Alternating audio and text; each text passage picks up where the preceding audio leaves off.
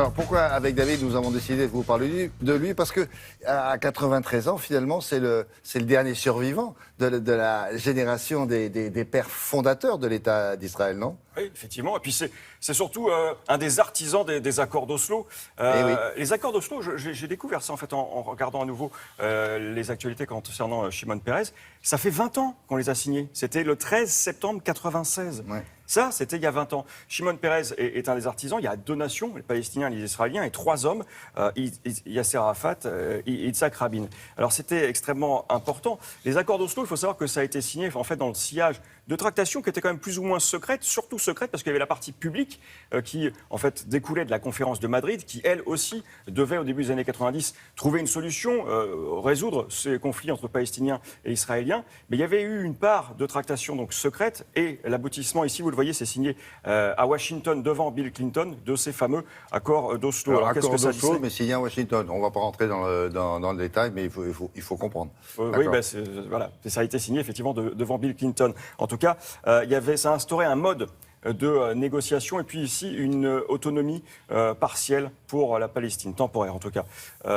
Et ça leur a valu, vous le voyez, à tous les trois principaux protagonistes, le prix Nobel conjoint de la paix en 1994. Depuis, les accords d'Oslo sont au point mort depuis 2000, puisque entre-temps, il y a eu l'assassinat quand même d'Yitzhak Rabin en 1995 par un extrémiste israélien, un jeune étudiant. Et puis il y a eu une recrudescence aussi des attentats du Hamas, des Palestiniens du Hamas. Alors, vous le disiez, c'est un personnage qui est très apprécié dans son pays. C'est vrai qu'il passe pour un modéré dans le paysage politique israélien, qui n'est pas du tout. Vous le voyez ici dans l'une de ses dernières fonctions, puisqu'il a été président de 2007 à 2014. Alors, le président en Israël, c'est vraiment un rôle protocolaire. Hein, c'est un peu comme la reine d'Angleterre. On n'a pas vraiment de mission spécifique. Sinon, il a occupé tous les postes en 50 ans de carrière. Il a été 2 fois Premier ministre, à 10 ans d'intervalle. Il a été ministre notamment aussi de la Défense, des Affaires, des Finances. Il est né en Pologne, en fait, et puis il est arrivé simplement en Palestine à l'âge de 11 ans. C'est vraiment la paix qui est en fait le fil conducteur de l'ensemble de sa carrière. Et même aujourd'hui, il poursuit cette action au sein d'une fondation qui porte son nom. Il est aussi apprécié à l'étranger. Et au-delà des clivages, j'en veux pour preuve son 90e anniversaire.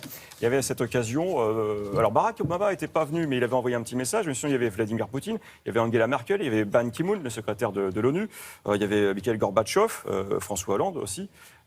Donc c'est vraiment quelqu'un qui est assez consensuel et vraiment apprécié. Il a une vraie aura. Il y a aussi malheureusement une tâche dans ce palmarès et ce décor plutôt immaculé.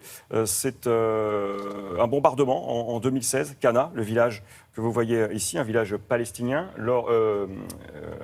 libanais, lors donc de l'opération qu'on appelait Raisin de la colère. Il y avait une centaine de civils qui étaient décédés à la suite de ce bombardement. Et ça a terni la fin de carrière de Shimon Peres. Et vous le disiez, il est toujours aujourd'hui en soins intensifs, en neurologie. Il avait déjà subi des alertes cardiaques. En janvier, en janvier, 2 alertes cardiaques. D'ailleurs, il avait quitté sa fondation à cette occasion-là.